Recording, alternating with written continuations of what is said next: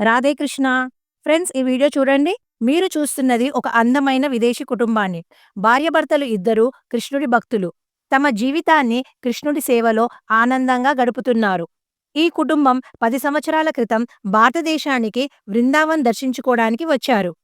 ఈ మహిళ తన కుటుంబం గురించి, తన జీవితం గురించి, తన దినచర్య, తన భక్తి విశేషాలు, తన ఆరోగ్యం, తన ఆహార పద్ధతులు, ఇంకా ఎన్నో విషయాల గురించి ఒక ఇంటర్వ్యూ ఇచ్చారు. ఈ ఇంటర్వ్యూ విషయాలు కొన్ని తెలుసుకుందాం.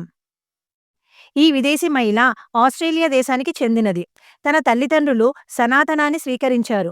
అందువలన చిన్నప్పటి నుండి తనకు సనాతన ధర్మం పరిచయమే. తన సనాతన పేరు వైష్ణవి దాసి. తనకు 16 సంవత్సరాల వయసులో ఇస్కాన్ సేవకుడితో వివాహం జరిగింది. వివాహం తరువాత తన భర్తకు అమెరికాలోని ఒక ఇస్కాన్ ఆలయంలో అధ్యక్ష పదవి లభించింది. అలా తను ఆ ఆలయంలో ఎన్నో సేవా కార్యక్రమాలు చేసేవారు. ఆలయాన్ని శుభ్రంగా ఉంచడం, ముఖ్యంగా ప్రసాదాన్ని వండడం. అది ఆదివారం రోజు వందల మంది భక్తులకు ప్రసాదాన్ని వండడం. ఇంకా తన అందమైన 5గురు పిల్లలను చూసుకోవడం. అవును, మీరు విన్నది నిజమే. ఈ మహిళకు 5 మంది సంతానం. తన సంతానానికి కృష్ణుడి భక్తి నేర్పుతూ పెంచుతున్నారు. ఈ పిల్లలను చూస్తే ఎంతో ముచ్చటగా, ఆనందంగా ఉంది కదా! Why we should be vegetarians?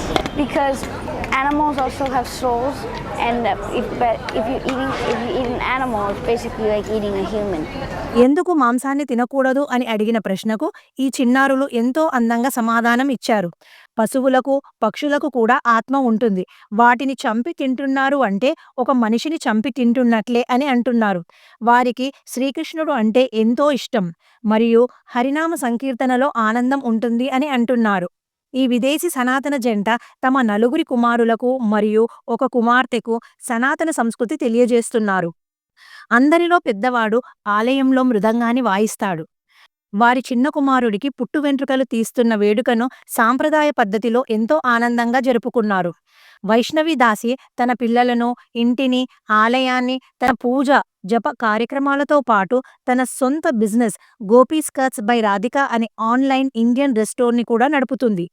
ఈ అద్భుతమైన విదేశీ సనాతన కుటుంబాన్ని చూస్తే ఆనందంగా, గర్వంగా ఉంది కదా! ఎక్కడో పుట్టినవారు మన గురించి, మన ధర్మం గురించి, మన దేవుడి గురించి తెలుసుకుంటున్నారు. గాఢంగా విశ్వసిస్తున్నారు. శ్రద్ధతో అనుసరిస్తున్నారు. ఆనందంగా జీవిస్తున్నారు. ఫ్రెండ్స్, మీరు కూడా దేవుడి భక్తిలో ధర్మంగా, ఆనందంగా జీవించండి. మీకు ఈ వీడియో నచ్చితే please like, share and subscribe. Thank you.